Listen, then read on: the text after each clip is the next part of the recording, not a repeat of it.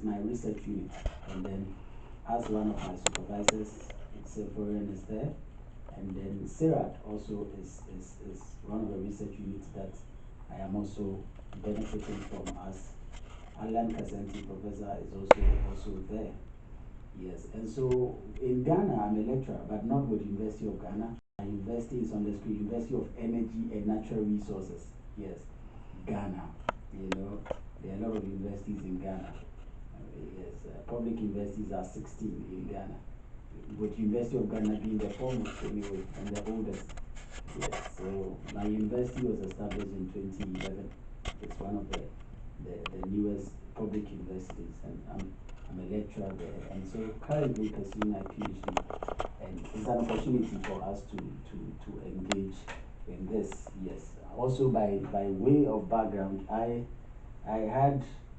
been a student politician growing up. Yes, and so in terms of doing politics, actually this is my way, because right from senior high school I was a senior high prefect, senior school prefect. At the university I was a student body president, that is first degree. At the master's degree too, I was the student body president. And so I've had a lot of student political experience, always dealing with people, trying to push an agenda, trying to get some things to be done, and so doing my PhD in something that had to do with environmental politics, environmental governance, is within my strength and within my domain. And so this discussion really falls within my scope of work, within things that I'm excited about. And normally they say, if you do things that you love to do, it ceases to be work. It becomes fun for you. And so we are going to touch on briefly the influence of political process on environmental policies. The influence of political process. Colas might have shared the document with you already, or maybe is yet to share it. Okay. Not yet, but I will. Okay. Okay. So later on, you do that. Yes. So this is just to guide the discussion. The PowerPoint is just to guide the discussion. Yes. You know, one of the things that stems out or comes out clearly to us with regards to this is when it comes to influence of political process on environmental policies is governance and government. You know, what is governance and what is government? I mean, there's a lot in literature. If you want to read about governance and government, there's a lot in literature.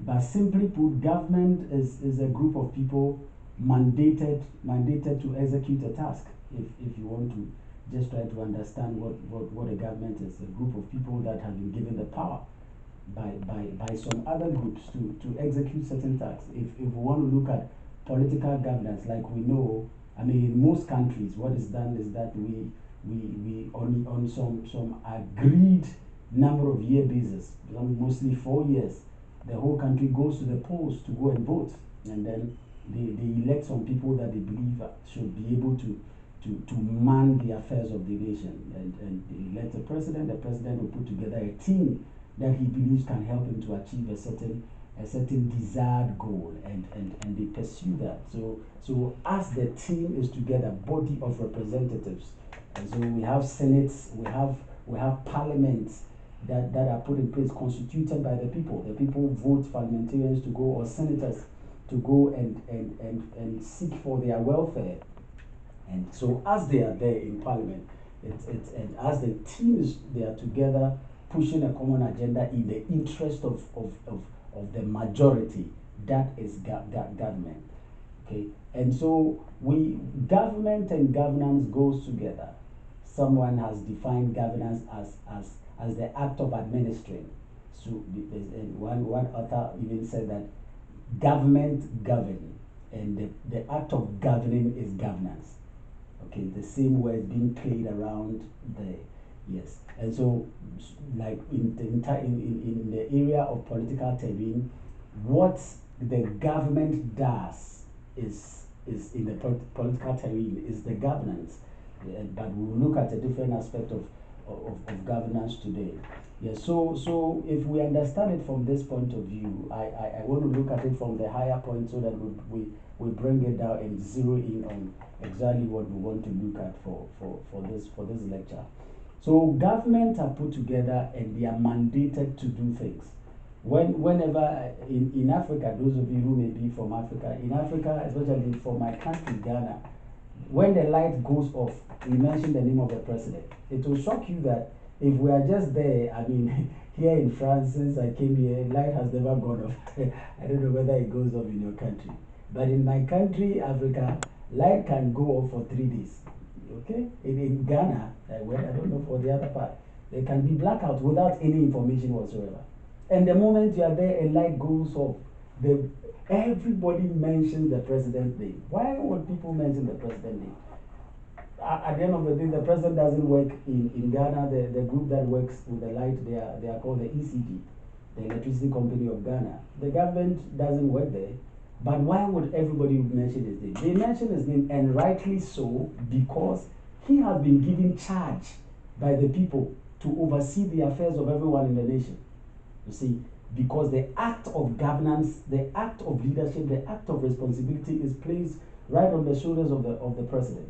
You see, and so the moment something goes wrong, he's the one that needs to be blamed right away.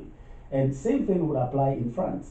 If things are not going on well, it is President Macron's name that will be mentioned, because he is supposed to, everyone that has been given some responsibility is a delegated power from the president that the president is working with.